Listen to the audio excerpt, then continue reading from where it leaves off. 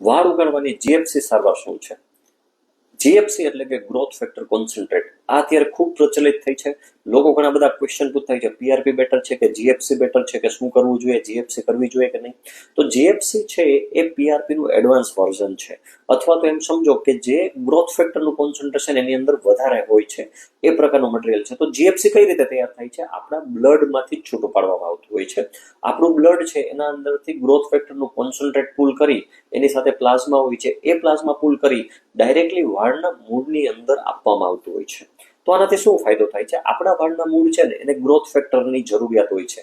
જેમ ખેતરની અંદર ખાતરની જરૂરિયાત હોય છે, પોષક તત્વોની જરૂરિયાત હોય છે, એ જ રીતે આપણા વાળને પોષક તત્વોની જરૂરિયાત હોય છે. જે લોકોને વધારે પડતા વાળ ખરતા હોય છે, જેને ટાલ પડી ગયું, એને પોષક તત્વો જો આપવામાં આવે તો એનો હેર રીગ્રોથ છે ઝડપથી થાય. એમ સમજો કે કુપોષિત બાળક હોય એને તમે પોષણ આપો તો કેમ ઝડપથી વાળ રીગ્રોથ થાય છે, એ રીતે જીએફસી કામ કરે છે.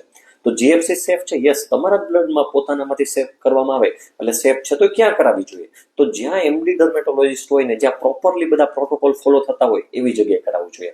અને શું જીએફસી થી સંપૂર્ણ વાર આવી શકશે? ખાલી જીએફસી વર્ક નથી કરતું. જીએફસી ની સાથે એક હોલિસ્ટિક એપ્રોચ, એટલે તમારું નિદાન, તમારી એની મેડિકેશન સાથે લગાવવાની દવા, સાથે સાથે તમારું રૂટીન, તમારો ડાયટ, આ બધી વસ્તુનું જો કોમ્બિનેશન કરવામાં આવે અને મલ્ટિપલ સેશન્સ એટલે કે 6 to 12 સેશન્સ જો રેગ્યુલરલી લેવામાં આવે તો ડેફિનેટલી વાળને રીગ્રો કરી શકાય છે અને વાળ ખરતા પણ ઓછા કરી શકાય છે.